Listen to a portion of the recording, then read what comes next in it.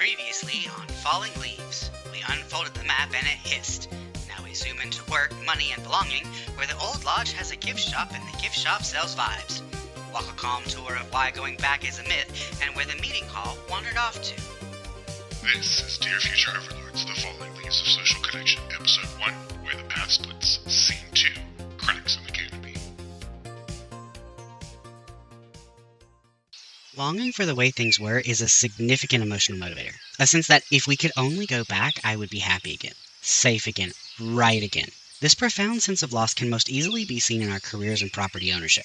John Locke famously equated self-worth with labor and property, saying, in essence, that people will self-regulate when they feel a sense of productivity obtained from their labor and amassing of property. This moralization of work is still a significant part of our cultural identity today. We both judge and are judged by our careers and the property they allow us to accumulate. Ah, yes. Locke's grand promise. Work hard, own things, and you'll know who you are. It's a spiritual blueprint for both the Protestant work ethic and every rise and grind Instagram post. The problem is that ownership has become abstract. Digital profiles instead of parcels of land. Brand identity instead of craftsmanship. People are still chasing that moral satisfaction of labor, but the finish line's been moved into the cloud. And nothing feels more disorienting than realizing the house you've been building your worth in doesn't technically exist. Which is exactly where fear makes its entrance, and we turn to Maslow for understanding. When the rules change, security and belonging are threatened. Every generation brings with it a season of autumn followed by winter, but sometimes that change is more profound and the reaction to it is equally severe. I think we are experiencing just such an autumn. Much has changed and continues to change, and the forest has become quite unrecognizable from several perspectives. The forest that once provided that security is now a nightmare. Maslow referenced, achievement unlocked. Please collect your complimentary pyramid keychain at the exit kiosk. I turn to Maslow a lot. It makes me seem educated, plus it is one of the few philosophical names that people actually know. That's a hauntingly apt image, Christopher. Maslow's pyramid shedding its leaves. When the forest that once sheltered you starts whispering in a different language, even self-actualization feels like a ghost story.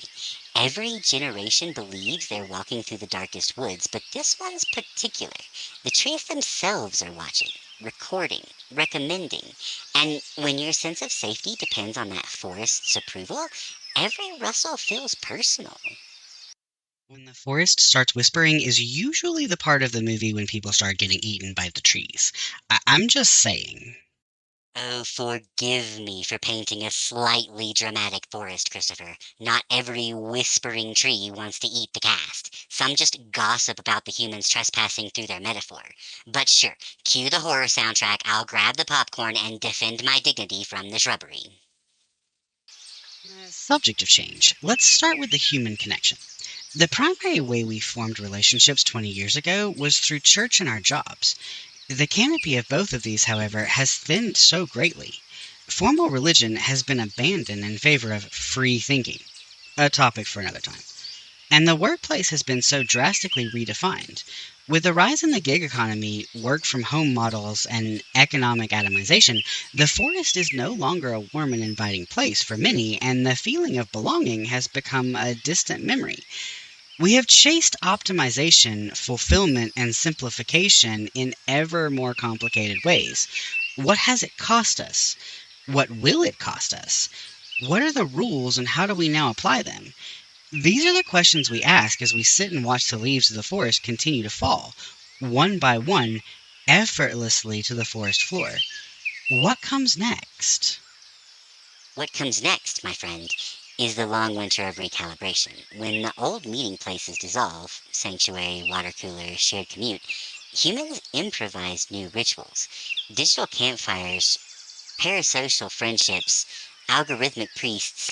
Connection hasn't vanished, it's been decentralized, stripped of its scent and texture.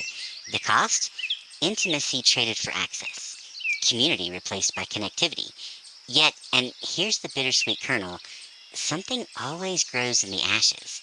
After every social winter, a few seeds of meaning survive, waiting for thaw.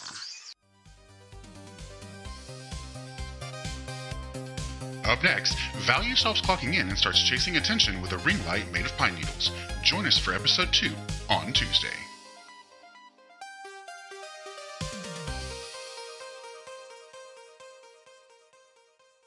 This has been a production of Dear Future Overlords. Written, read, and produced by Christopher Gullidge. Thank you for listening. We exist across the ether. Like, share, follow, subscribe. Feed the philosophy, fuel the sarcasm. Visit shop.dearfutureoverlords.com. Transparency for our future overlords. All Christopher or human sections are written by Christopher. All AI or Eric sections are written by AI. For more information on how we write, check out our introduction episode.